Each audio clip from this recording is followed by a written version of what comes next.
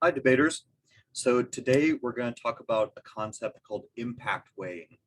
If you've been to a tournament already, you've probably heard your judges say something about this. So we're just going to go over really quickly what it is, how to do it, and why it's important. So what are impacts? We've talked about this a little bit, and in all of your arguments, they always have an impact somewhere in them.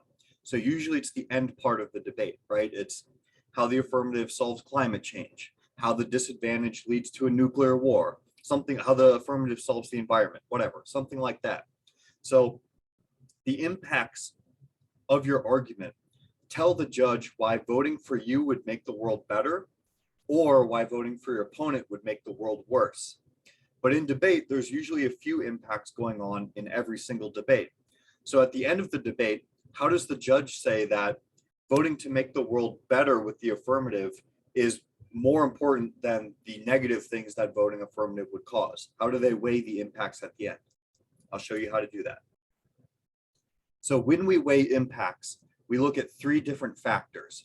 One is magnitude, one is time frame, and one is probability. So those are kind of bigger, longer words, but the concept, the idea is really simple. So just bear with me while we talk through them. So the first one is magnitude. Magnitude is the question of how big is this impact? How many people does it affect and to what degree? So let's say there was a nuclear war. That's something with a really big impact, right? If we were rating these impacts from 0 to 100, nuclear war is probably going to kill everybody, and dying is really bad, right? So it's going to be a bad thing for a lot of people, for everyone. So we could give an impact like that a rating of 100. It's really, really bad. It's going to affect a lot of people. On the other hand, what would be something like a 001 or 000? Basically, totally not an impact at all. Doesn't really rate on any scale, not super important. Well, maybe something like stubbing your toe, right? You're walking around your house, you run into a doorway, your toe hurts for a minute or two. You know, it sucks. It's not great, but it's nowhere near a nuclear war, right? So when we talk about what's the magnitude of the impact at the end of a debate, we want it to be bigger to affect more people in a more important way so that the judge can see, oh, this is a really important impact. I need to pay attention to it, right? So that's magnitude. Next is time frame. So time frame is a question of how long does it take for this thing to happen? So it doesn't matter if it's a big thing or a little thing. It just matters how long does it take to happen. So something with a time frame of like 001, of really low, would be something that takes forever, right? So it's not going to happen tomorrow. Something like the sun exploding, physics, according to physics, science, math, it is 100% probable to happen. It's going to happen someday, right? But that someday is a long, long, long way away. It's not going to happen to any of us, right? Because that's physically, that's just not the way that the sun is operating right now. So for a time frame, it's going to take a long, long time. So we can give it a really little number. We don't need to worry about it right now.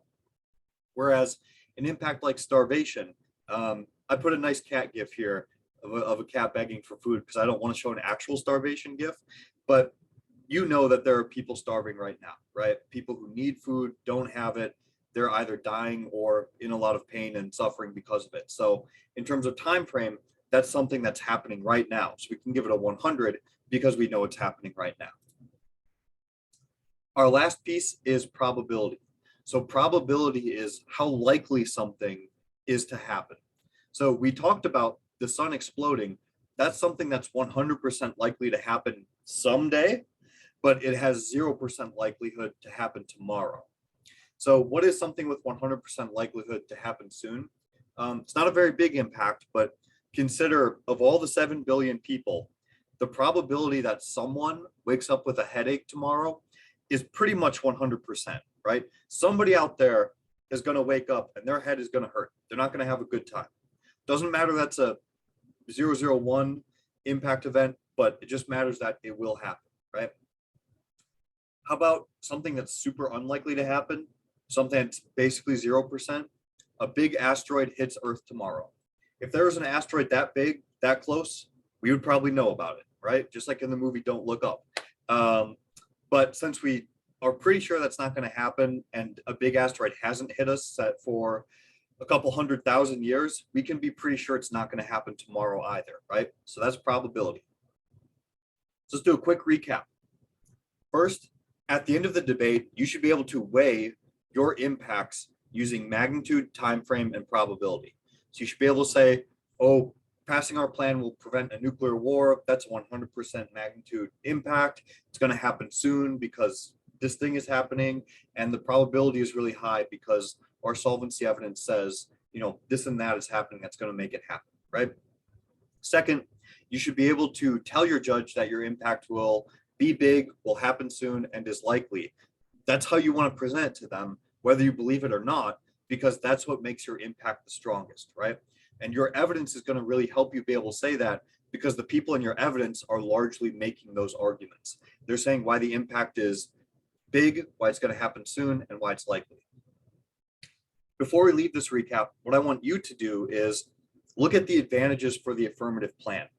How would you rate them in terms of magnitude, time frame, and probability? Is the impact big?